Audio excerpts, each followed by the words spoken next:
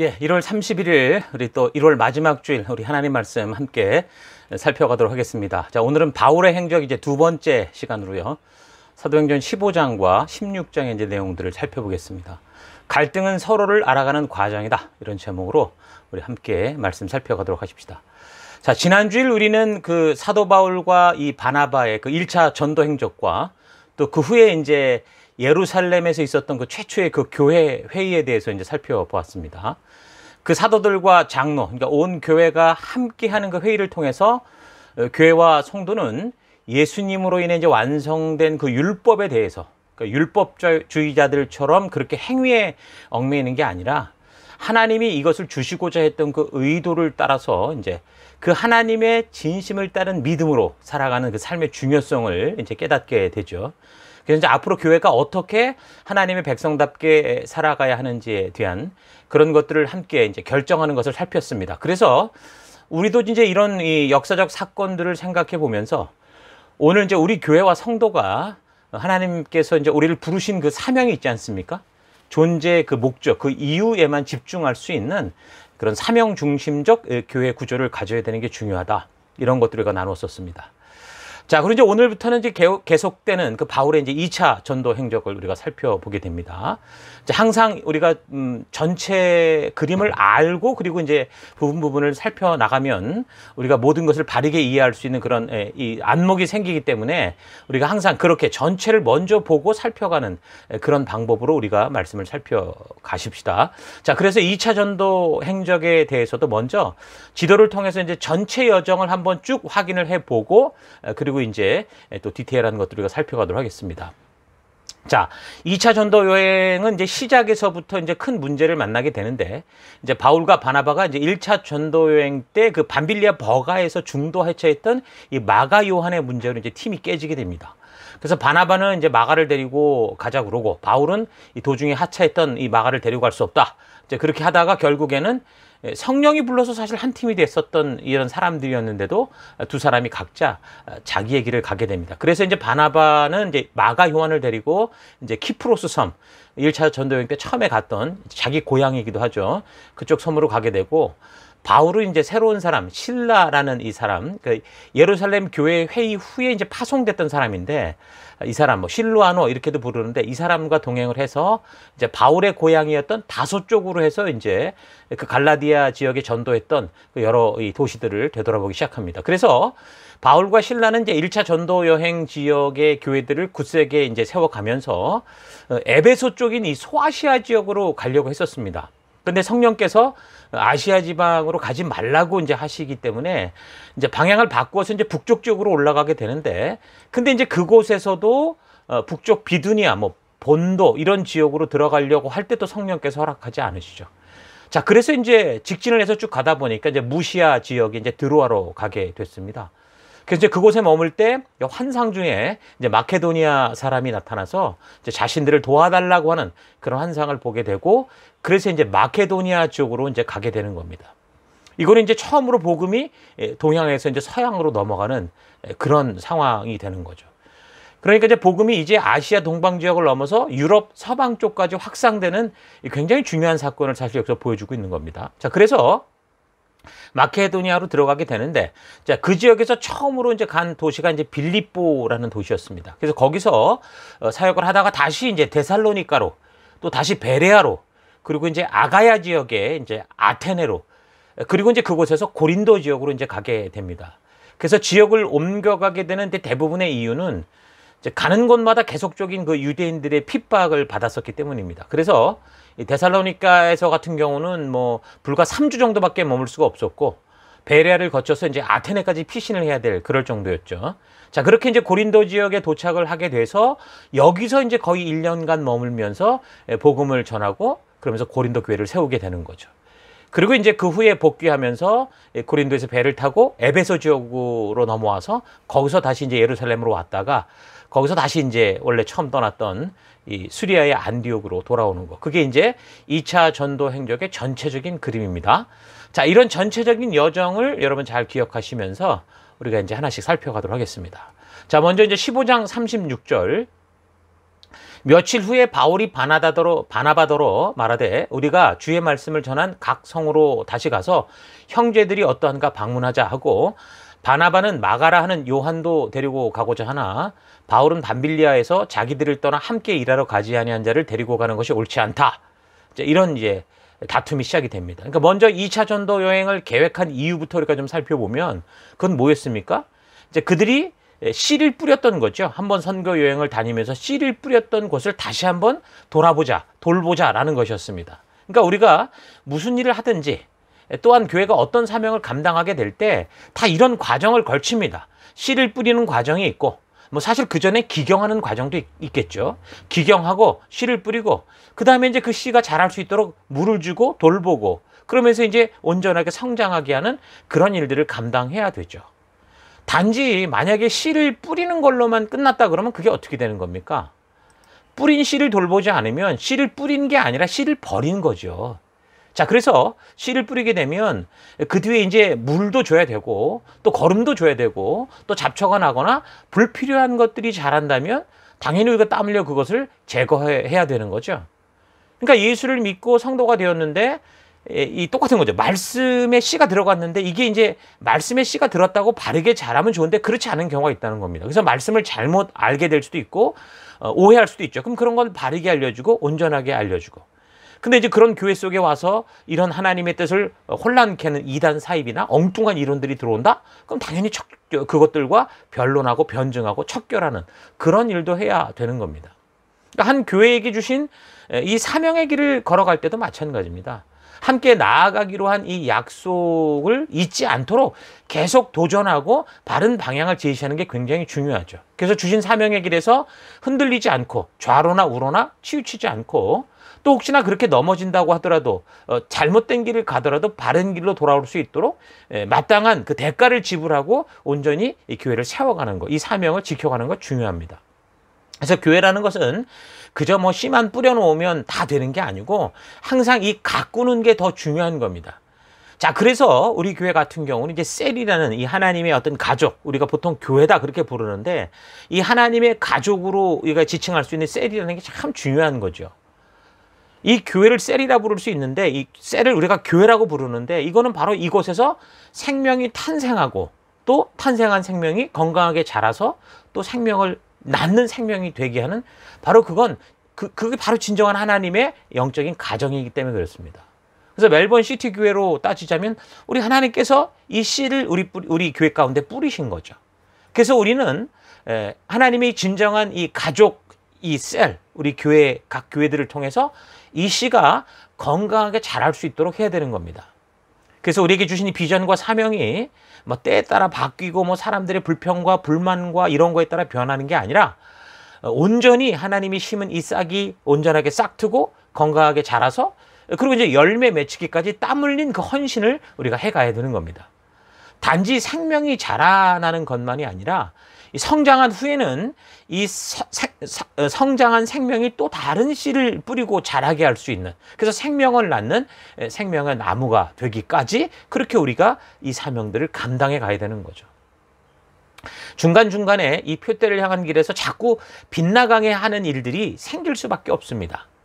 뭐 빗나가게 하는 많은 원인들 중에는 여러 가지 이 환경적인 것도 있겠지만 사실은 이제 함께 있는 사람들이 많이 이 원인이 되는 경우가 있죠. 어떤 사람들은 일부러 그럴 수도 있겠지만 대부분의 경우는 이제 사람들이 잘 모르니까 자기가 살아오던 생각, 습관, 그런 살아왔던 대로 하려는 그런 경향이 있잖아요. 그러다 보면 온전한 의도로 한다고 하면서도 우리에게 주신 이 사명을 감당하는 방법에 있어서 빗나가는 일들이 생기게 될 수 있다는 거죠. 그럴 때마다 우리는 우리에게 주신 비전과 또 이것을 이루어가는 방법들을 되돌아보고 되새길 수 있어야 됩니다. 그래서 오늘도 2021년에 이 첫 달도 우리가 지금 그런 일들을 하고 있지 않습니까? 그리고 이제 6월 중간쯤에도 한 번 할 것이고, 이제 이런 식으로 1년에 2번씩 저희가 그런 것들을 계속 되돌아보는 시간을 갖고 있는 겁니다.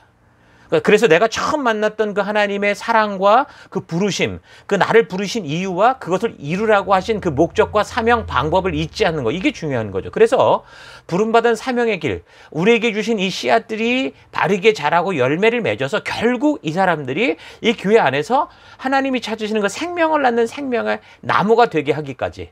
그래서 그렇게 우리가 약속했던 우리의 생명을 섬기는 이 교회 안에서 사역을 우리가 힘써서 서로 잘 지켜가야 되는 겁니다. 그래서 우리가 가진 이 툴, 이 방법은 사람을 변신시키는, 한순간에 뭘 뒤바꿔버리는 그런 툴이 아니라 사실은 차분히 성장하게 하는 그런 툴입니다. 그래서 우리는 한순간에 이 변신을 꿈꾸지 말고 신앙의 그 어린 나이로부터 이제 차분히 뿌리가 튼튼히 심겨져 가고 자랄 수 있도록, 그래서 말씀의 가치를 따라 그 순종하는 거룩한 습관을 형성하고 또 성경과 역사의 뿌리를 둔 그런 가치관을 통해서 이 세상의 것들을 분별하고 바라보고 판단하고, 그래서 하나님의 뜻대로 이 이끄시는 길을 따라 나아갈 수 있는 그런 훈련을 해야 되는 거죠. 그냥 교회라는 거는 그저 그래서 씨만 뿌려놓고 그냥 사람만 많이 모아놓는다고 되는 게 아니고, 항상 그 사람들로 하여금 하나님의 말씀을 닮아가고 말씀이 심어져 가고 그 말씀으로 말미암는 그 하나님의 사랑으로 이 백성들을 온전한 이 하나님이 찾으시는 사람으로 양육해 가는 게 중요한 거죠. 그러니까 성장이라는 거는요, 무슨 대규모 집회를 하고 뭐 다 같이 뭐 구호를 외치고 그렇게 해서 되는 일이 아닙니다. 눈물을 흘리며 씨를 뿌리고 피땀을 흘리며 훈련하는 일들이 계속 반복되어야, 그래야 되는 겁니다. 우리의 그 자녀들이 자라는 걸 보십시오. 뭐 동물들은 뭐 태어난 지 불과 얼마 되지 않으면 그냥 쑥쑥 성장하는데 사람들은 그렇잖아요. 적어도 뭐 어쨌든 뭐 대학까지 나오고 본격적으로 사회의 어떤 한 일원이 되려고 하면 요즘 같은 경우 30년은 걸립니다. 30년. 마찬가지라는 거죠. 우리의 영적인 생명이 자라감에 있어서도 그런 시간의 법칙이 굉장히 중요합니다. 그래서 우리가 지금 하나님이 우리를 가족으로 불러주신 이 셀, 이 영적인 가족 속에서 우리가 부지런히 열심히 씨를 뿌리고 또 뿌린 씨를 잘 성장할 수 있도록 감당하는 그런 일들을 우리가 잘 감당해 가야 되는 겁니다. 자, 그래서 사도 바울도 1차 전도 여행 때 그렇게 이제 씨를 뿌려놓은 것을 돌보고자 이제 2차 전도 여정을 시작을 합니다. 자, 그런데 15장 39절, 서로 심히 다투어 피차 갈라서니 바나바는 마가를 데리고 배 타고 구브로로 가고 키프로스로 가고, 바울은 신라를 택한 후에 형제들에게 주의 은혜에 부탁함을 받고 떠나 수리아와 길리기아로 다니며 교회들을 견고하게 하니라. 여러분, 이 초대교회의 이 위대한 지도자들이었던 이 바울과 바나바라고 해서 전혀 뭐 다투지 않고 뭐 사이좋게 뭐 이런 사랑으로 충만해서 다녔더라, 이렇게 기록되어 있지 않습니다. 뭐 심지어 심히 다투어서 피차 서로 갈라섰다, 이렇게 얘기를 하죠. 이건 잘 보면 목적이 달라서가 아니었죠. 이미 몇 번 말한 것처럼 방법이 달라서 다투었습니다. 그것도 아주 심하게 다투었죠.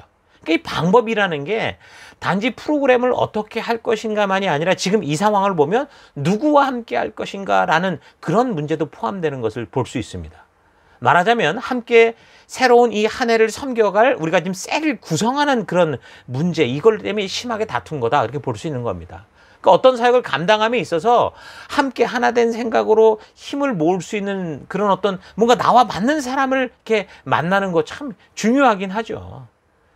그래서 이제 바울과 바나바가 이제 각자의 팀을 따로 세우게 된 거고. 그러니까 이제 방법이라는 게 생각보다 참 오늘날 이 교회 속에 수많은 교단을 만들고 수많은 교회를 만든 거 아닙니까?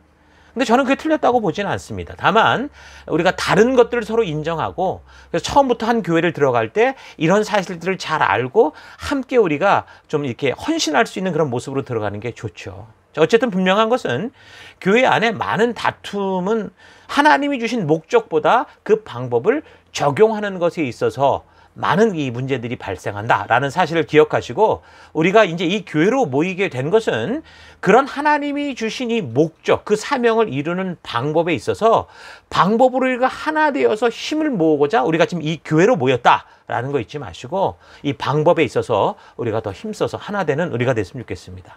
뭐 이건 말고도 또 보면은 바울과 바나바의 또 기질이 달라서 그런 이 경우도 있죠. 그러니까 우리가 지금 이 교회 안에서 하나 되게 하지 못하는 여러 가지 요소들이 있는데 우리가 잘 분별해서 뭐 방법적인 거나 또 기질적인 거나 이런 것들도 우리가 바르게 안다면 어떻게 이것을 이 갈등을 이겨갈 수 있을까? 그 방법을 찾을 수 있습니다. 자, 그러니까 이 갈등과 이 다툼 자체는 어떤 면에서 서로 모르던 부분들이 서로 드러나는 거고, 그래서 그것이 이제 충돌하면서 생기는 자연스러운 과정일 수 있습니다. 함께 살아가는 곳에서 나타나는 자연스러운 현상이죠. 그래서 이 갈등의 순간을 잘 활용해야 됩니다. 이 갈등이라는 건 어떤 에너지인데 이 에너지를 잘 활용해야 된다는 거죠. 그러니까 갈등으로 충돌하는 순간에는 자칫 이 감정적으로 마음이 상하게 되기 때문에 바르게 이게 조절하기 힘든 그런 상황일 수도 있거든요. 그래서 자칫 잘못하면 갈등이 이 관계의 파괴, 공동체의 파괴로 이렇게 치닫게 될 수도 있는데, 그러나 이런 갈등의 순간은요, 사실 하나님께서 우리로 하여금 서로 모르던 부분을 더 깊이 알고 그래서 온전하게 하나가 될 수 있도록 하는 그런 과정이다. 이 갈등은 바로 그런 하나님의 에너지를 모으는 시간이다라는 걸 잊지 마시고, 서로 이제 이런 어려움들이 있을 때 인내와 또 대화를 통해서 서로가 모르던 서로에 대해서 바르게 알아가고 이해하고 공감하려고 노력을 해야 됩니다. 그래서 비록 갈등이 그런 갈등이 선한 에너지가 되기까지, 그러니까 이 에너지가 우리가 다스리고 좀 좋게 쓸 수 있는 그런 시간까지는 좀 시간이 걸릴 수 있겠지만, 그래도 서로가 함께 한 공동체로 부름을 받았고, 그래서 하나님께 받은 약속과 소명을 이루는 우리의 이 길에서 벗어나지 않고, 그러니까 서로 포기하지 않고 대화하고 서로를 이해하려고 하면 반드시 지금 이 바울과 마가 요한의 이 갈등이 결국에는 서로를 믿어주는 이 복음 전파의 어떤 시너지를 만드는 것처럼 우리가 부름받은 각자의 사명의 길에서 성령이 동행하는 그런 함께하는 사명자, 그런 하나가 될 수 있다는 거 우리 잊지 말고 이 갈등을 선한 에너지로 바꾸어 가는 우리가 될 수 있기를 바랍니다. 그래서 이런 갈등 속에 성령 하나님도 사실 함께 하셔서 우리가 이제 우리의 어떤 이 각자의 어떤 스타일을 다 말씀 중심으로 하나 되게 하셔서, 그래서 하나님의 진심을 알게 하는, 그래서 우리가 온전히 부르심에 하나 될 수 있도록 우리를 이끌어 가신다. 그러니까 어려움 또한 협력하여 선을 이루어 가신다라는 거 여러분 잊지 말고, 우리가 포기하지 않으면 하나님도 우리를 포기할 수 없고, 우리가 포기하지 않으면 하나님께서 이 에너지를 더 크게 사용하실 수 있다라는 거 잊지 마시고, 우리가 종종 실수하고 자주 다투고 뭐 이런데도 불구하고 우리 교회가 계속 갈 수 있는 거, 이 땅에 교회가 존재할 수 있는 건 뭡니까? 바로 그런 성령 하나님께서 이런 모든 갈등과 이런 다툼들을 다시 선한 에너지로 바꾸신 일들을 하시기 때문입니다. 자, 그러니까 우리도 서로 어려움 중에도 이 말씀을 향한 이 기준을 우리가 붙들고 온전히 성령 하나님의 그 부르신 길을 서로 따라가고자 힘쓰고 하나 된다면 분명히 성령 하나님께서 우리로 하여금 우리를 통해 그 일을 하실 것을 잊지 말고 이렇게 하나 되는 우리가 됐으면 좋겠습니다. 자, 그래서 결국 15장 41절을 보면 수리아와 길리기아로 다니며 교회들을 견고하게 하니라. 그러니까 바나바와 바울은 이제 비록 서로 의견 대립으로 다투고 싸워서 헤어졌어도 뭐예요? 서로 주님이 주신 부르신 목적을 잊지 않았다는 거고, 그래서 저들이 가는 곳마다 이제 교회 성도를 어떻게 했어요? 견고하게 하고 굳세게 했다. 그렇게 얘기를 하고 있습니다. 그러니까 교회와 성도의 사명을 잊지 않는 우리가 돼야 된다는 거죠. 어떤 상황 속에서도. 그러니까 성령이 직접 믿음의 씨를 뿌린 성도들이 믿음에 굳세게 서서 이런 세파의, 이런 세상의 어떤 흐름에 요동하지 않고 말씀대로 살아가게 하는 것, 그게 바로 교회들이 해야 될 귀중한 사역인 거죠. 그러기 위해서 항상 우리를 부르신 이 사명과 이 목적을 절대 잊어서는 안 됩니다. 그러니까 교회의 가장 큰 문제는 뭐냐면 처음 사랑으로부터 빗나가는 겁니다. 그러니까 변질되는 거죠. 그러니까 이단이라는 것도 결국 어떤 거예요? 어떻게 보면 처음에 바른 진실의 길을 따라 들어왔을 수 있어요. 그런데 결국 끝에 가서는, 중간에 가서는 자기 마음대로 틀어지고 꼬아져 버려서 변질돼 버린 게 이단 아니겠습니까? 자, 그래서 이 복음이라는 거 우리가 잘 알 필요가 있는데, 이 하나님의 말씀은 업그레이드 되는 게 아니라 늘 진실하고 항상 어제나 오늘이나 영원토록 변함이 없습니다. 그렇죠? 그래서 중요한 게 뭡니까? 그 변함없는 복음, 그 말씀이 우리를 깎고 다듬고 변화시켜서 우리를 성장케 하는 그 자리에 우리가 서야 되는 거죠. 그러니까 교회를 견고하게 한다는 것은 성도들로 하여금 주께서 부르신 그 원래의 사명에 흔들림 없이 굳게 서게 할 수 있도록 하기 위한 겁니다. 그러니까 우리가 뭔가를 이 대군을 이끌고 이런 많은 성도를 이끌고 돌격 앞으로 하라는 게 아니라 이 모든 한 사람 한 사람이 우리 하나님이 부르신 그 부르심의 의미와 의도를 알게 하는 게 그게 바로 교회의 사명이라는 거죠. 그래서 변질되지 않고 뭐 편한 대로 쉬운 대로 가려고 하지 않고 십자가의 길을 기꺼이 걷고 좁은 길을 걷는, 그래서 그 담대함을 가지고 어떤 상황과 환경 속에서도 그렇게 서게 할 수 있는 것, 그게 바로 교회를 견고케 하는 거죠. 그래서 그 가치를 지키기 위해서 이 성도들이 목숨의 위협이 다가온다고 해도 그 가치를 지켜낼 수 있는 것, 그 약속을 지키기 위해서 어떤 어려움이 다가와도 성령과 약속한 것을 성취해 나가는 것, 성취해 나가게 하는 것, 이게 바로 교회를 견고케 하는 겁니다. 그러기 위해서는 우리가 이 성도 한 사람 한 사람이 이 하나님의 진실한 말씀 속에서 거듭나는 그런 거룩한 백성들을 세워가는 것, 이런 사실을 잊지 마십시다. 자, 그래서 두 번째 전도 여행에서는 처음부터 이제 의견 차이로 두 팀이 되어서 이제 바나바는 마가 요한을 데리고 이제 구브로, 이제 키프로스 섬 쪽으로 갔고, 바울은 이제 육지 쪽으로 갔는데, 바울은 이제 자기 고향 길리기아 다소 쪽으로 해서 이제 1차 전도 여행 때 다녔던 이 갈라디아 지역, 더베, 루스드라, 이고니온, 비시디아, 안디옥, 이런 지역으로 해서 이제 1차 전도 여행의 결과로 세우신 그 지역 교회들을 방문하고 또 말씀으로 든든히 세워가는 그런 일들을 합니다. 그래서 바울이 그런 순종의 삶을 결국 살아갈 때 어땠다라는 거예요. 곳곳에서 지금 어려운 일을 만나기도 하지만, 그러나 또 아주 좋은 사람들, 그러니까 사명의 길을 평생 함께 걸을 수 있는 그런 또 귀한 동역자들도 만나는 것을 볼 수 있습니다. 그러니까 바울의 2차 전도 여정, 그러니까 예수님의 명령을 따라 보내심을 따라 사는 이 삶 속에서 그가 어려움이 있어도 포기하지 않고 순종하며 나아갈 때 그렇게 해서 만난 사람이 이제 디모데라는 사람이었죠. 자, 그래서 이 바울이 이제 루스드라라는 그 지역에서 디모데를 만나게 되는데, 이제 이 만남은 그야말로 뭐 일생일대의 만남이었고 역사적인 만남이라고 할 수 있습니다. 그러니까 루스드라는 그 1차 전도 여행에서 기억나십니까? 그 안진뱅이 된 사람을 고치고 막 그러다가 이제 신으로 높임을 받을 정도로 막 이렇게 떠받들였던 장소인 동시에 또 유대인 그 적대자들이 나타나서 돌에 맞아서 죽을 뻔했던 그런 지역이었었죠. 그러니까 다시 말해서 목숨을 걸고 그렇게 사명을 감당한 곳이라는 거죠. 이 루스드라 지역이. 그래서인지 그 지역에서는 디모데와 같은 사람이 이제 나올 정도로 이제 그 지역이 아주 복음의 씨앗이 잘 뿌려진 곳이었습니다. 그래서 바울은 이때 디모데를 만나게 되는데, 결국 이 바울이 순교할 때까지 이 디모데가 끝까지 이 바울을 섬기며 또 바울이 다음 이 세대로 이렇게 물려줄 만큼 영원히 헤어지지 않고 동행하는 그런 귀한 동역자가 됩니다. 또한 바울이 이제 자기의 생각대로 아시아의 이 전도길로 막 자기 마음대로 가지 않고 지금 성령이 이끄시는 대로 지금 그가 마케다니아 쪽으로 지금 자꾸 나아가게 될 때 결국 드로아 쪽으로 가게 됐었다고 아까 그랬는데, 거기서는 또 누구를 만나느냐? 바로 의사였던 누가를 만납니다. 바로 이 사도행전과 누가복음의 저자죠. 아주 역사적이고 위대한 만남입니다. 그래서 만약에 바울이 이런 식으로 이런 사람들을 만나지, 특히 이제 누가를 만나지 못했다면 지금 말씀드린 것처럼 누가복음이나 사도행전 같이 예수님의 역사로부터 초대교회가 심어지는 이 역사에 대한 기록이 없었겠죠.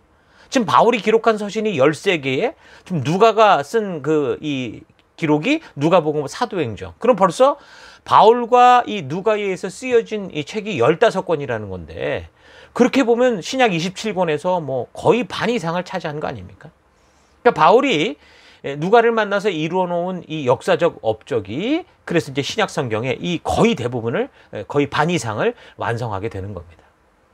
자, 그러니까 좋은 동역자들을 만나는 거, 이거는 참 굉장한 복이라는 것을 알 수 있습니다. 그래서 자신의 우리의 이제 인생길에서 누구를 만나서 오늘 내 인생이 이렇게 업그레이드 되고 이렇게 정말 여기까지 왔는가, 정말 그럴 수 있다면 정말 복받은 사람이죠. 그러니까 부부의 만남도 그렇고, 교회 안에서 동역자로 만나는 것도 그렇고, 또 사업에서 파트너나 또 동료 직원을 만나는 것도 참으로 좋은 삶의 흔적을 만들게 되고, 그래서 이전과는 다른 그런 성숙한 이 성장의 삶을 살 수 있게 되었다면 정말 얼마나 복된 것이겠습니까? 그러니까 바울이 바로 순종의 길에 설 때 그런 일들을 만나게 되는 거죠.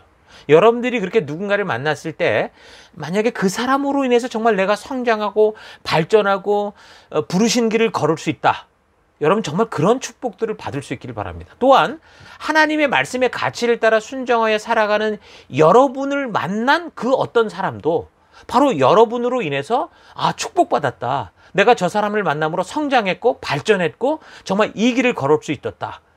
그래서 이제 그런 사람들에게 여러분이 우리들 말하는 것처럼 사랑받는 존재, 참된 복된 존재가 될 수 있기를 바랍니다.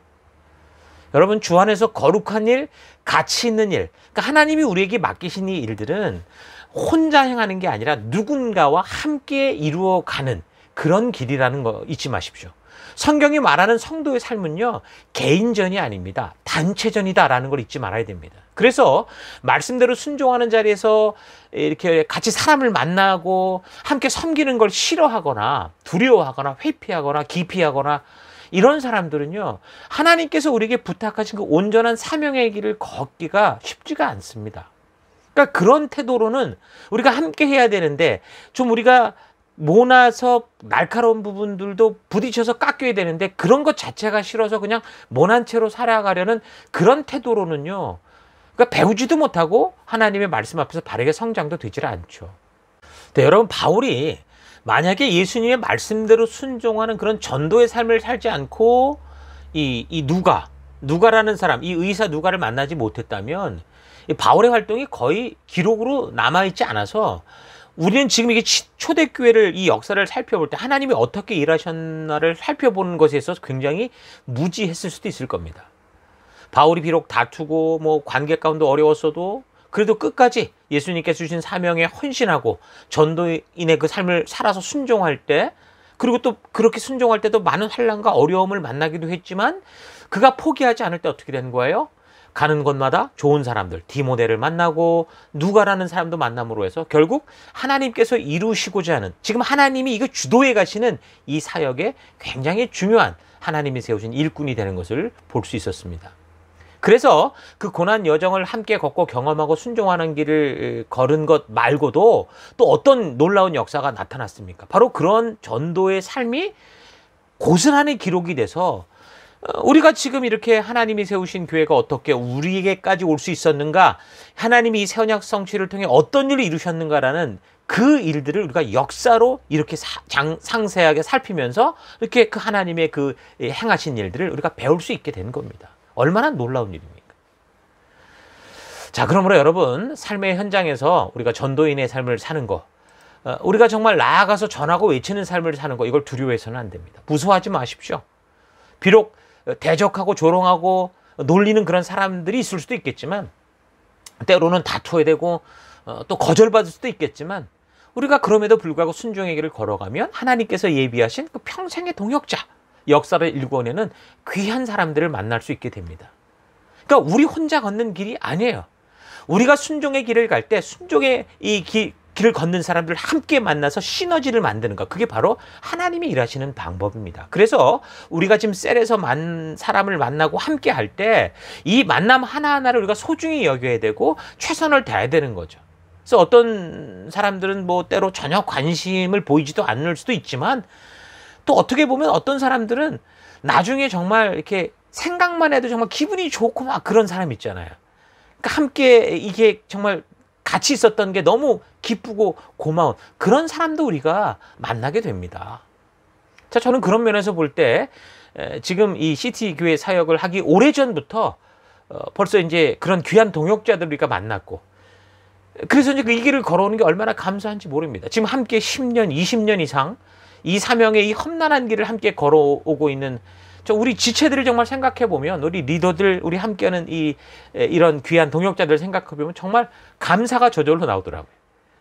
참으로 정말 우리 지체들이 얼마나 고마운지 몰라요.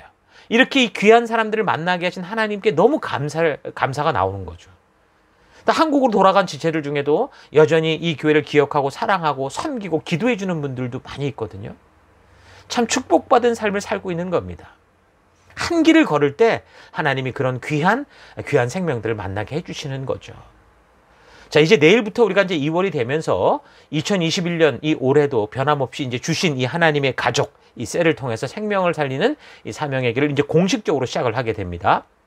자, 우리가 그래서 이 길을 걸을 때 함께 하기에 때로 힘이 되고 또 감사한 일도 있을 것이고 또는 뭐 서로 다른 뭐 생각들 때문에 부딪히고 그렇게 심각한 대화를 나눌 그런 경우도 있겠죠.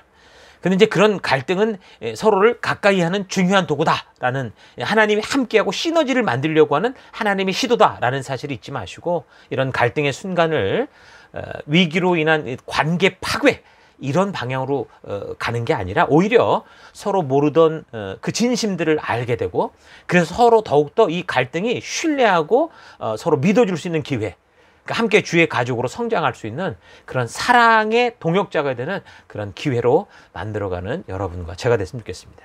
그래서 우리가 이 한 2021년을 걸었던 이 날들을 기억할 때 우리 모두가 정말 기뻐할 수 있고 감사할 수 있는 그런 날들을 우리가 만들어 가십시다. 자, 계속해서 16장 2차 전도 여행의 처음부터 살펴보면, 처음 이제 1차 전도 여행 지역을 이제 돌아보는 거로 시작을 했다고 그랬죠. 그래서 16장 1절부터 보면, 바울이 더베와 루스드라에도 이름에 거기 디모데라 하는 제자가 있으니 그 어머니는 믿는 유대 여자요, 아버지는 헬라인이라. 디모데는 루스드라와 이고니온에 있는 형제들에게 칭찬받는 자더라. 그러니까 성도로서 삶을 살아갈 때 늘 말씀드리지만 남에게 손가락질을 당하는 삶을 살다 보면 이 복음이 전파되지 않습니다. 그래서 성도가 가장 강력하게 복음을 전하는 그런 방법은 뭐냐? 그런 태도는 뭐냐? 그거는요, 우리에게 주어진 각자의 삶의 그 현장에서, 여러분의 가정, 여러분의 사업터, 여러분의 직장, 여러분의 뭐 친구 관계 이런 속에서 하나님의 말씀의 가치를 따라 살아감으로써 칭찬을 받는 삶, 그런 삶이 어떻게 보면 가장 강력한 복음 전도입니다. 그러니까 칭찬을 하는 것, 사랑을 하는 것, 이건 쉽다고 그랬죠. 내가 하는 건 쉽습니다. 그러나 받는 것은 어렵다고 그랬죠. 왜요? 내가 하는 게 아니라 저 사람이 나를 보고 판단한 후에 하는 저 사람의 행동이니까 그거는 우리가 어찌할 수 없습니다. 그래서 지난 뭐 나눔을 통해서도 이런 이야기를 했지만, 그래서 내가 먼저 남을 배려하고 내가 먼저 희생하고, 그래서 상대방을 먼저 세워주는 그런 헌신의 삶을 살 때 그런 칭찬과 사랑을 받는 일들이 생길 수 있다 그랬습니다.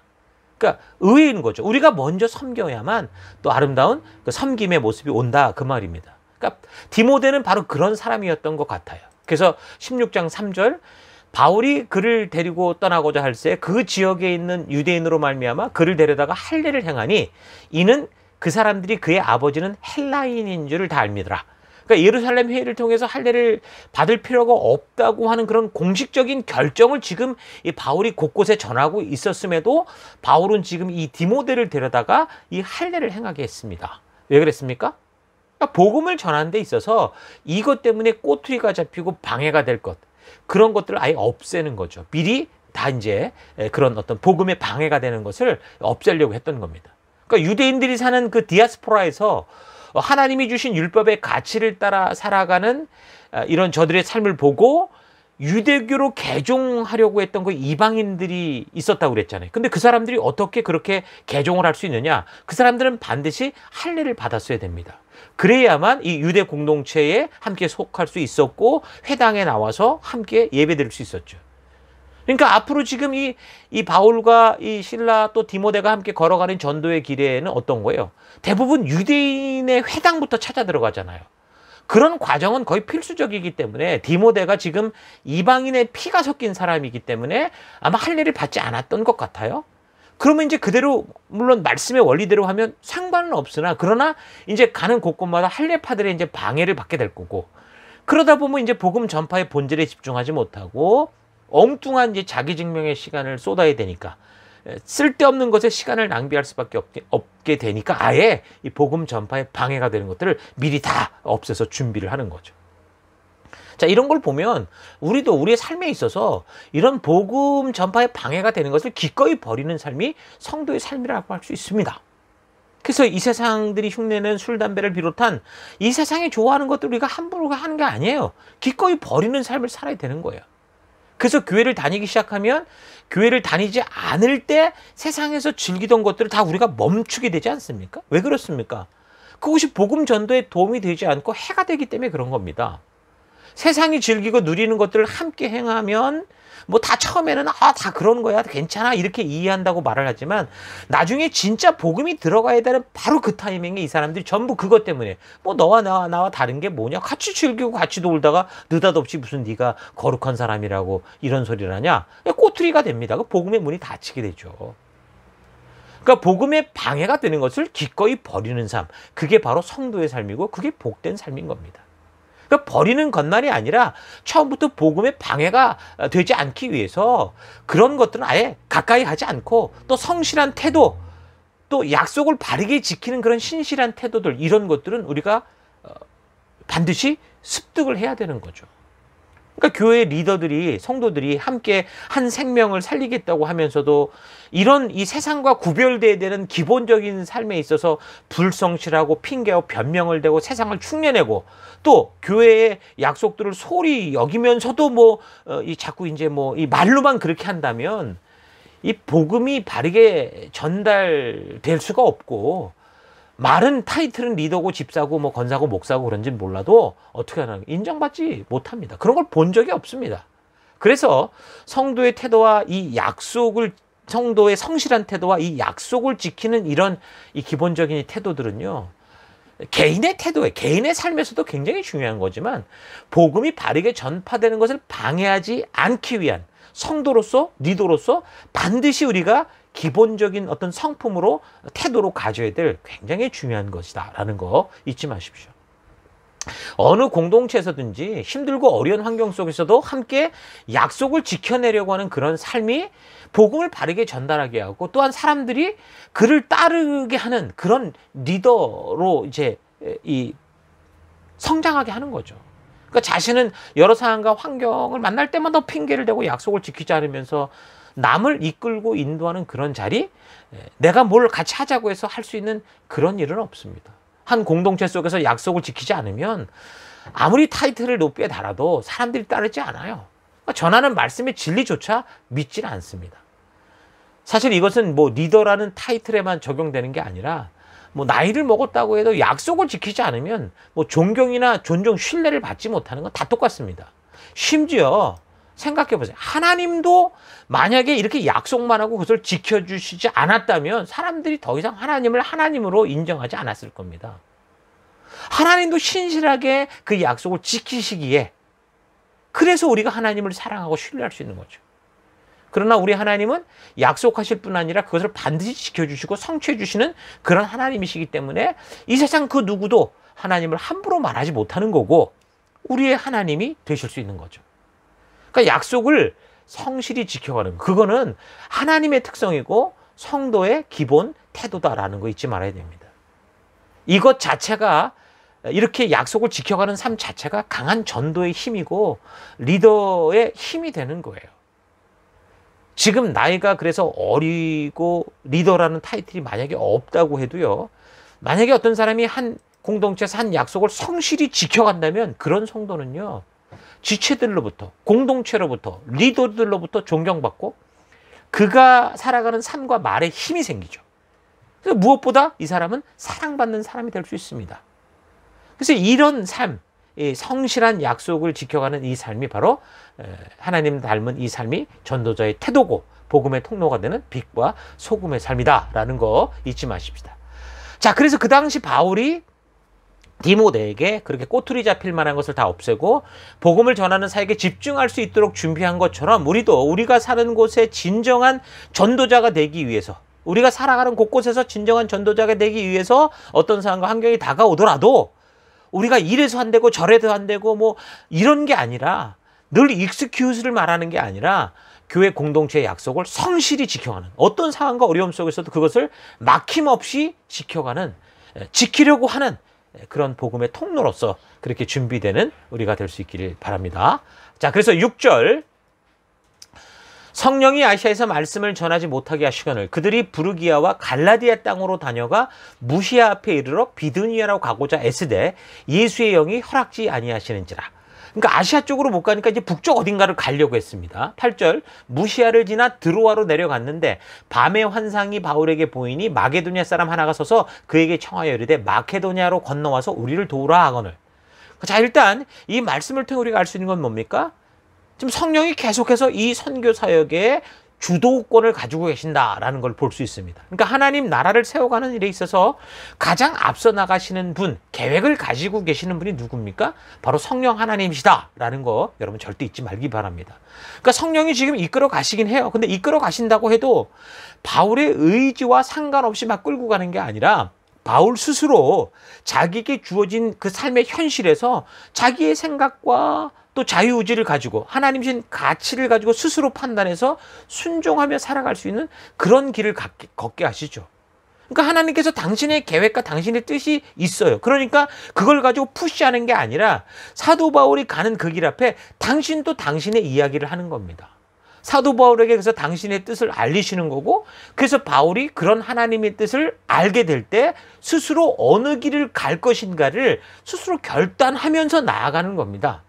끌려다니는 게 아니라 지금 예수의 영이 허락지 않았다고 해서 그런 것을 바울이 그래서 어쩔 수 없이 끌려갔다가 아니라 그렇게 예수님이 말씀하셨고 하나님의 의도를 말씀하셨고 그것을 들은 사도 바울은 그런 하나님의 뜻을 따라 자기 스스로가 순종하며 나아갔다라는 거죠. 여러분, 이게 바로 하나님이 성도들과 일하시는 방법이다라는 거 잊지 마십시오. 우리는 그저만 기도만 하면 하나님이 억지로 끌고 다니고 이렇게 저렇게 막 기계 조종하듯이 한다고 생각하는데 절대 그렇지 않습니다. 하나님 우리와 인격적인 방법으로 일하시죠. 당신의 뜻을 알리십니다. 우리는 그것을 듣습니다. 우리가 생각합니다. 그 뜻을 따라 순종합니다. 그러기를 갈 때 만약에 그것이 하나님의 뜻이 아니라면 또 하나님 우리에게 당신 뜻을 말씀하십니다. 우리가 듣습니다. 또 고민합니다. 그리고 생각합니다. 그리고 결정합니다. 그리고 나아가는 거예요. 하나님이 우리를 일일이 터치하지 않습니다. 그래서 바울이 지금 세상 어느 곳에서든 열정을 가지고 전도를 하고자 하는 그런 마음이 있는데 성령께서 바울이 하고자 하는 그런 길과는 다른 당신의 뜻을 제시하는 거죠. 자, 그렇게 보면 어떻게 보면 사실 바울이 막 열정을 가지고 저기를 해야지 하는데 막 이래서 한다고 저래서 한다고 막 이러면은 사실 절망하거나 힘이 빠지고 좌절될 수 있잖아요. 근데 지금 바울의 모습은 어때요? 그렇게 하지 않았습니다. 더욱더 하나님이 말씀해 주신 그 뜻을 수용하고 또 적극적으로 순종하며 나아가려고 했죠. 그래서 그 결과가 뭐예요? 이 복음이 동방에서 서방으로 넘어가는. 그래서 이 기독교의 흐름이 사실은 서방 중심적으로 자라갈 수 있었던 그런 놀라운 일들이 사실 여기서 시작이 된 거죠. 그래서 이제 지도를 참고해서 보면 바울이 처음 이제 아시아에서 말씀을 전하려고 했다는 거는 그 아시아, 그게 이제 우리가 사는 중국, 한국 이런 여기 아시아를 말하는 게 아니라 여기 에베소 지역, 지금에 말하면 터키 지역을 말하는 거거든요. 근데 왜 여기 이 지역, 이 터키 지역, 이 에베소 지역을 아시아라 그렇게 하냐면 지금 이 터키 지역과 그 건너편 그리스 지역 이거를 가로막고 있는 이 바다가 에게해죠, 에게해. 그래서 에게해 건너편에 있는 아테네가 이 터키 쪽 에베소를 볼 때는 동쪽의 땅이다. 그러니까 아스이아. 아시아가 아스이아, 아스가 동쪽이고 이아가 땅이니까 동쪽이 땅이다. 그래서 아시아 그렇게 부르는 거고요. 그리고 유럽이라는 말, 이 유럽이라는 말이 셈적으로 에렙이라고 하거든요. 그러니까 지금 터키 지역에서 볼 때 그리스 아테네는 에렙, 그러니까 해가 지는 곳 이런 뜻이에요. 그러니까 해가 지는 곳에 있다 그래서 에렙이라고 부르는 겁니다. 그게 유럽이라고 그래서 부르게 된 거예요. 그러니까 지금 터키 같은 경우 중동 국가로 분류되어 있지만 그 당시 이거를 아나톨리아라고 불렀거든요. 아나톨리아가 태양이 떠오르는 곳, 동방의 땅 그런 의미를 가지고 있어서 그렇게 부른 거고 그걸 이제 아시아, 아시아 이렇게 부른 겁니다. 그러니까 그것이 이제 동방과 서방 이거를 나눌 때, 그러니까 오리엔트와 옥시던트를 나눌 때 어떻게 되는 거예요? 이 터키와 그리스 사이에 있는 이 에게해를 중심으로 그렇게 이제 나뉘어진 거라고 볼 수 있는 거예요. 자, 그래서 그 아시아의 대표적인 도시가 에베소였는데 바울은 이제 2차 전도 여행 때 이때 지금 이 여정에서 에베소 그 아시아로 가서 복음을 전하려고 한 것 같습니다. 근데 이제 성령 하나님의 계획은 달랐기 때문에 다른 그런 방향을 얘기를 하죠. 그러니까 이제 바울이 이쪽은 하나님의 뜻이 아니구나. 그걸 깨닫게 되고 그래서 북쪽이었던 이제 그 비두니아 그런 쪽으로, 그러니까 흑해 밑에 쪽으로 이제 가려고 한 겁니다. 근데 이제 그것도 예수의 영, 성령께서 허락치 않았다. 그러니까 당신의 뜻을 말씀하시는 거죠. 그래서 왼쪽으로 아시아, 그것도 아니고 오른쪽으로 비두니아도 아니니까 곧장 그 앞으로 쭉 나아가게 된 게 바로 이제 드로아라는 곳이었습니다. 이 드로아에서 이제 누가도 만나게 되고 또 바울이 이제 잠을 청하다가 이제 잠을 자다가 환상을 보게 되는데 그 환상 속에서 이 에게 건너편에 있는 마케도니아 사람이 나타나서 이제 이리로 와서 우리를 도와달라. 이제 이걸 보게 되는 거죠. 그래서 이제 이 복음이 넘어가는 거예요. 그래서 터키 땅도 아직 복음이 다 전파된 건 아니잖아요. 이 아시아 지역. 복음이 이제 예루살렘과 유대와 사마리아와 이제 점점 퍼져가는 그런 상황이지만 다 된 게 아닌데 이제 그 상황에서 유럽으로 이제 이 복음이 건너가게 되는 겁니다. 그러니까 이 복음 전파라는 게 그런 거예요. 지금 말한 것처럼 예루살렘이 다 되고 나면 유대, 그럼 유대 땅이 다 되면 사마리아, 거기가 다 되면 또 이제 열방으로 퍼져 이런 게 아니라 마치 연못에 돌무더기를 확 던지면 돌파문이 막 여기저기 팍팍 나잖아요. 그러면서 물파문이 막 이렇게 동시에 이루어지는 것 같은 그런 현상인 거죠. 그래서 마치 예루살렘에 박해가 일어나서 도망쳐 나온 사람들이 각자 흩어진 곳에서 도망자로 막 여기저기 흩어졌을 때 어떻게 된 거예요? 그렇게 숨어버린 게 아니라 각자 자신이 보고 겪은 것을 증거하는 전도자가 될 때 여기저기 막 퍼져가지고 이 돌들이 떨어지니까 막 물파문이 막 일어나는 것처럼 복음이 동시다발적으로 막 이 예루살렘을 중심으로 쫙 퍼져나가는 그런 것. 뭐 온 유대 땅만이 아니라 사마리아도 갔죠. 그다음에 아프리카까지도 가는 걸 우리가 봤지 않습니까? 그런 식인 거죠. 자, 이런 걸 보면요. 우리 개인에게 적용해 볼 때 전도인으로 사는 삶이라는 게 그러는 겁니다. 그러니까 우리가 다 성숙하고 뭐가 잘할 수 있을 때 하는 게 아니라는 거예요. 사실 그래서 복음을 잘 전하는 때가 언젠가 보면 정말 하나님을 만난 처음 그때 그 첫사랑이 있을 때 가장 많이 전도하는 걸 볼 수 있어요. 오히려 오래 교회 땅에 머물다 보면 이제 세상과의 관계가 많이 끊어지다 보니까 오히려 더 좀 줄어들고 이제 막 하는 사람들이 훨씬 더 전도의 힘을 강하게 이렇게 발휘하는 걸 볼 수 있습니다. 그런 거라는 거죠.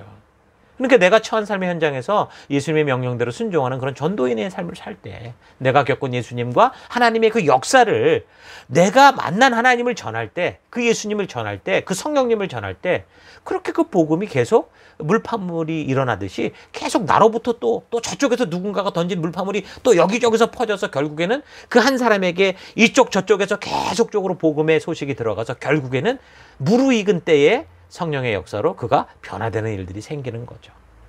자, 그런 일들이 지금 벌어지고 있는 겁니다.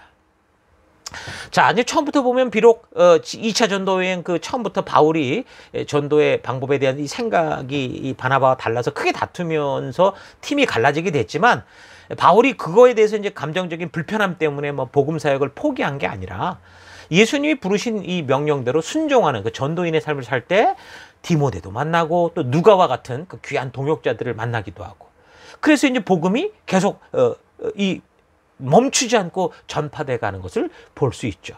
여러분도 그렇게 우리가 모두가 이렇게 이 복음을 흘려가는 그런 주님의 통로가 됐으면 좋겠습니다. 근데 더 놀라운 건 또 뭐예요? 바울이 그런 순종의 삶을 살 때 역사에 이제 오고 오는 이 세대들, 새 언약 속으로 들어오는 이 성도들, 이 교회와 성도들을 어떻게 해요? 거룩한 하나님의 뜻대로 세워갈 수 있는 바로 그 하나님의 말씀이 기록되는 일이 벌어집니다.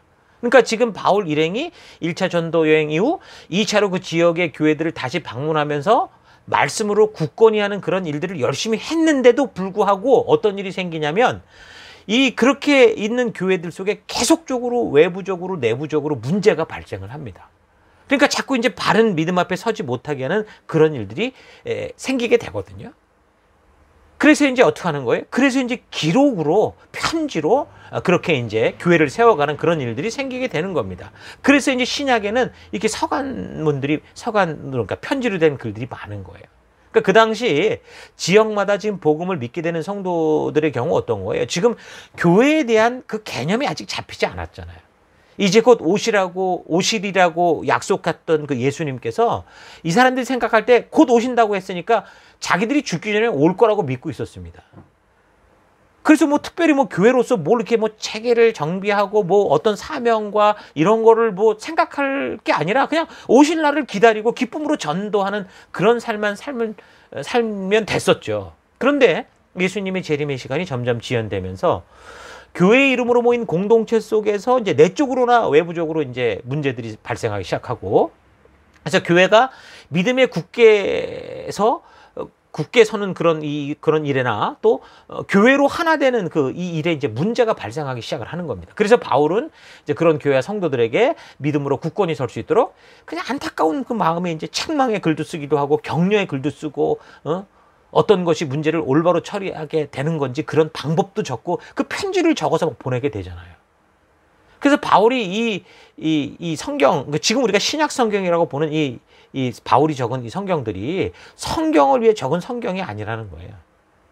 예수 그리스도의 생명을 십자가에 죽으심으로 세운 이 교회와 성도들이 또다시 믿음에서 흔들리는, 그게 지금 안타까워서 어떻게 해서든 바르게 지금 이 교회 성도들을 세우고자 동역자들을 보내서 권면하기도 하고 또 자신의 그 애절한 심정을 편지로 적어 보낸 건데, 그게 지금 이제 성경이 된 거죠. 그래서 2000년이 흐르는 이런 교회 역사 세월 속에 지금까지 우리에게 전달되는 교회가 서야 될, 교회는 무엇인가, 교회는 어떻게 가야 되는가라는 그런 성경으로서 우리에게 다가오게 된 거죠. 그래서 우리는 이 바울이 보낸 서신들, 이제 성경이 된 이 말씀들을 통해서 교회와 성도로서 우리는 이 부름받은 자로 우리가 살아가는 삶의 현장에서 이 벌어지는 문제들 속에서 어떻게 이 사명의 길을 끝까지 걸어갈 것인가, 그런 지혜를 얻게 되는 거, 하나님의 그 마음을 알게 되는 겁니다.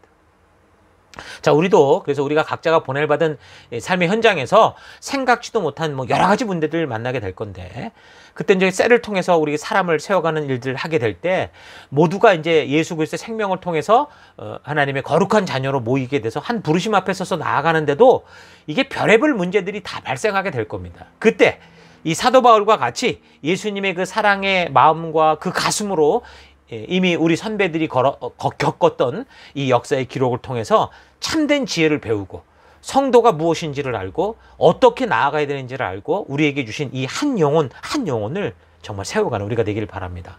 때로는 책망할 수도 있겠죠. 때로는 용서할 수 있고 사랑으로, 때로는 편지로, 때로는 대화로, 여러 가지 방법으로 우리가 섬겨가되 그 하나님의 그 가슴, 그 뜨거운 사랑, 우리가 먼저 입었던 그 사랑, 그 은혜의 사랑으로 우리가 그들을 대하며 이렇게 세워가는 우리가 됐으면 좋겠습니다. 그래서 그런 포기하지 않는 믿음의 삶이 이 사도행전에, 그러니까 이런 삶의 그 기록이 성경이 된 것처럼 이제 여러분과 제가 사도행전이 28장까지 있는데 이제 29장 그러면 우리에게 주어진 역사 아닙니까? 우리가 또 그런 순종의 길을 살 때 우리의 후세대들이 볼 때 또 우리가 걸었던 이런 역사의 기록들을 통해 교회 안에서 참된 하나님의 백성으로 설 수 있는 그런 지혜를 얻는 그런 역사의 기록을 만들어 가게 됩니다. 잊지 말고 믿음의 길 걸어가십시다.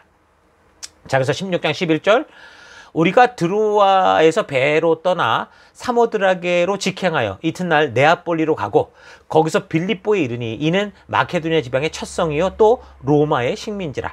이 성에서 수일을 유하다가, 그러니까 드로아에 있을 때 마케도니아 사람이 오라는 환상을 본 바울 일행이 이제 떠나기 시작했는데 사모트라케를 거쳐서 네아폴리라는 데로 이제 건너가게 되죠. 이제 그 서방 땅에 이제 첫 이 발을 내딛는 겁니다. 이 네아폴리라는 말은 네오폴리스란 말이거든요. 근데 이게 지금 네오라는 말이 뉴라는 뜻이잖아요. 새롭다라는 뜻이고 폴리스는 도시를 말하는 거니까 아마 네오폴리스라는 게 그 당시 얼마 생기지 않은, 그러니까 생긴 지 얼마 안 되는 그런 도시라고 볼 수 있을 겁니다.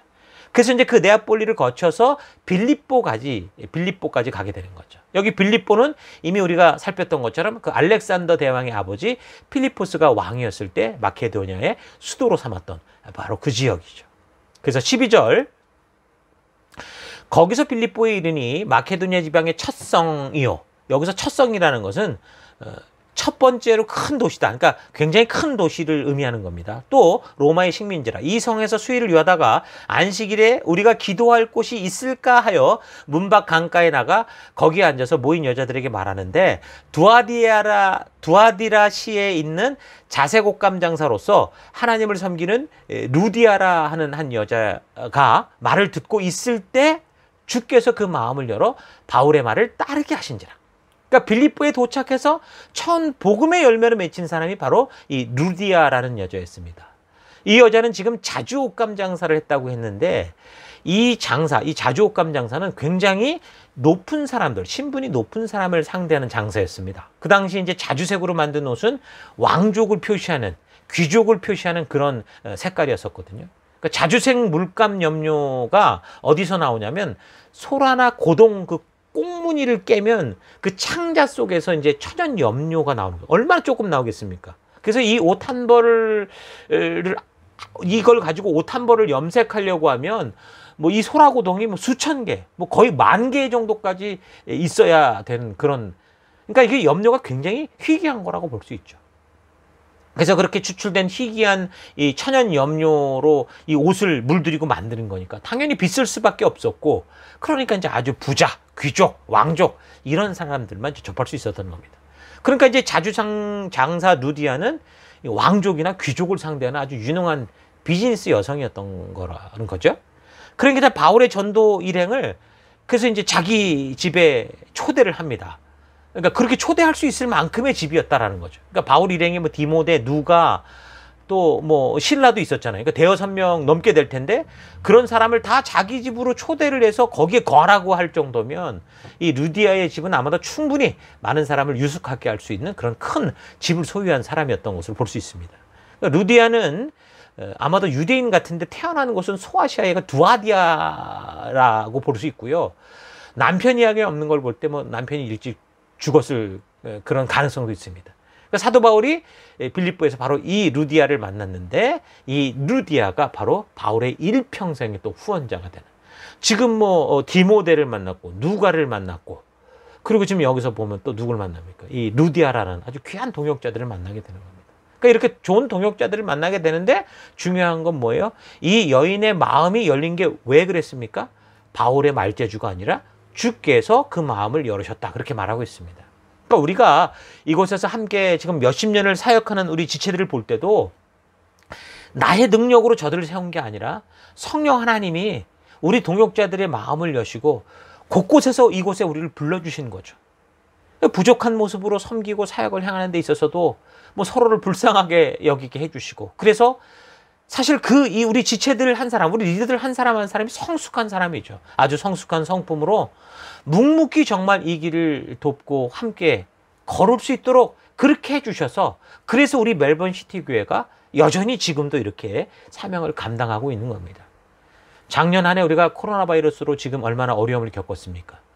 지금에 와서야 이제 다음 주에 우리가 처음으로 다 같이 모이게 되는데, 예배당에서 참 어려운 시기였었습니다. 그런데 이 귀한 지체들이 또 묵묵히 우리 계신 사명 앞에 그것을 감당하고 있었다라는 거죠.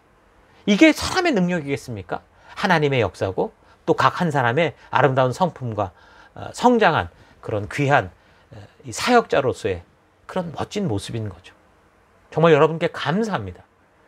자, 그러니까 우리가 전도를 할 때 사람들의 마음이 열리는 것은 우리의 말수단, 말 재능이 아니라 성령이 행하신다, 먼저 나가신다라는 거 잊지 마시고, 우리는 전도자로서 그래서 전해야 되고 외쳐야 되고 알려야 되는 그런 본분을 다하는 우리가 되십시다. 우리가 전도를 한다는 것이 말로 전하는 것도 있지만 무엇보다 하나님이 주신 이 사명과 말씀의 가치를 따라 변치 않은 마음으로 어떻게 하라고요? 끝까지 우리에게 주신 우리 삶의 현장에서 그냥 말씀 따라 순종의 길을 걸어가는 거, 그게 중요하다고 그랬죠. 말의 전도도 중요하지만 삶의 전도, 이게 진정으로 강하게 외치는 이 복음이 되고 그리스도의 향기, 그게 바로 전도가 될 수 있다라는 거 잊지 마시고, 우리의 말에 있어서 또 우리의 삶에 있어서 귀한 전도의 삶을 살아가는 여러분과 우리가 됐으면 좋겠습니다. 자, 그래서 이제 2021년 한 해 우리가 이제 이 셀 사역을 이제 시작할 때 다른 그 어떤 것보다 여러분들이 지금 어떤 상황과 환경 속에서도 변치 않고 이 하나님의 말씀의 가치를 따라 걷는 그 순종의 삶이 중요하다라는 사실을 잊지 마시고, 바울과 실라와 또 디모데와 누가와 루디아 이런 사람들이 보여주는 이런 참 순종하는 삶, 성령의 음성을 따라가는 그런 삶들 속에 나아가서 우리에게 주신, 우리 셀 속에 주신 이 귀한 생명들이 생명을 낳는 생명이 될 수 있도록 자라가게 하는 그 사명의 길을 걷는 여러분과 제가 됐으면 좋겠습니다. 자, 이제 이런 식으로 지금 이 사도 바울의 일행이 빌립보까지 이제 유럽으로 들어왔는데, 이제 이 복음이 그래서 전파되기 시작하는데, 이제 다음 주 우리 예배당 예배를 통해서 이 빌립보에서 벌어지는 사역으로부터 계속 우리 2차 전도 여행을 살펴나가도록 하겠습니다. 다 같이 잠시 묵상하겠습니다. 묵상하겠습니다.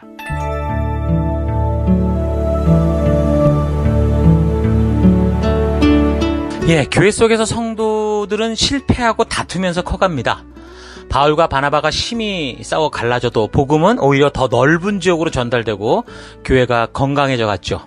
그러니까 다투어도 한 공간에서 우리가 한 비전과 한 사명을 위해 서로 이해하고 서로 함께하는 방법을 배워가야 됩니다. 그래야 그 갈등이 선한 에너지가 되고 우리가 오히려 그런 위기를 통해 신뢰가 쌓여가면서 더 큰 그런 시너지를 만들 수 있는 거죠. 우리 혼자 그것을 감당하기는 쉽지 않습니다. 우리가 함께 해야만 정말 진정으로 이 교회의 능력이 나타날 수 있습니다. 이런 사실 잊지 마시고, 우리가 이제 셀을 시작하면서 또 쉽고 쉬운 길만이 아니라 어려운 일들도 우리가 있을 텐데, 그럴 때일수록 더 힘을 모으십시다. 우리의 작은 힘들이 모이면 백지장도 맞들면 낫다, 이런 우리 속담이 있듯이 우리가 이걸 감당할 수 있습니다. 우리 교회 속에 지금 많은 영적인 나이에 따른 우리 지체들이 있습니다. 귀한 이 성도들이 그냥 그 자리에만 머물러 있는 게 아니라 계속 주님이 부르신 성장의 모습으로 자라갈 수 있도록 우리가 힘쓰고 애써 나가는 우리가 되기를 바랍니다.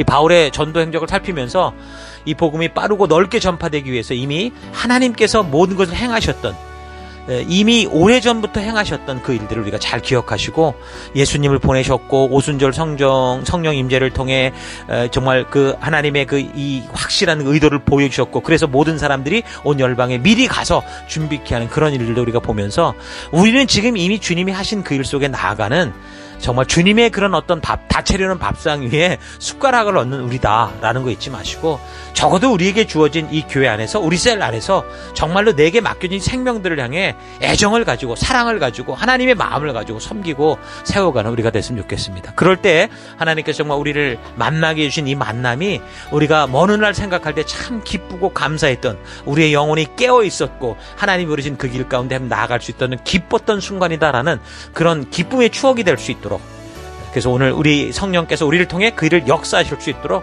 그렇게 우리가 함께 나아갔으면 좋겠습니다.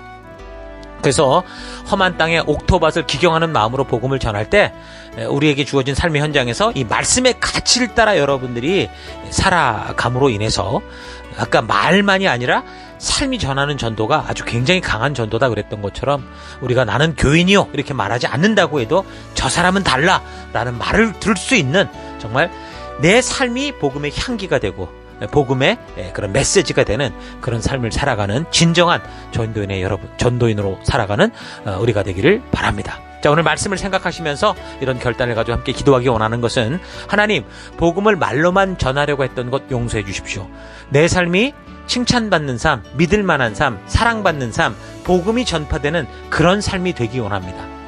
하나님의 그 신실한 마음, 말씀을 통해 내가 알고 담기 원합니다. 그래서 언제나 우리에게 신실하게 약속을 지켜주시는 하나님이시기에 우리 하나님이시고, 또 그 하나님을 닮은 나이기에 하나님 닮은 정말 약속을 지켜내는 신실한 주의 백성 되기 원합니다. 내가 선 어느 곳에서나 그리스도의 향기가 되기 원합니다. 내 삶의 현장에서 말씀의 가치를 따라 살아가는 진정한 전도인 되기 원합니다. 다 같이 잠시 한 1분간 기도하겠습니다. 함께 기도하십시다.